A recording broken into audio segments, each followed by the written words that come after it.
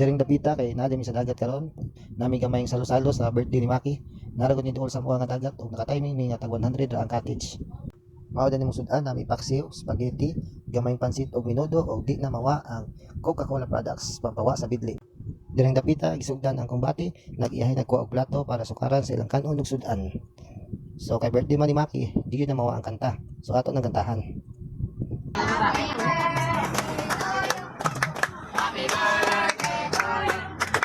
Happy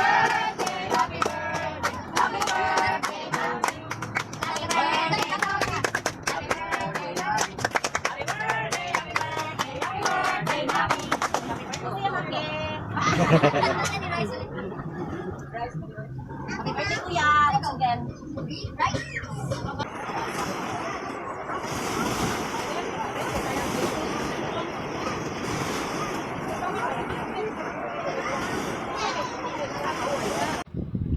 Magpasalamat di kog dako sa Ginoo sa iyang gihatag nga blessings karong adlaw.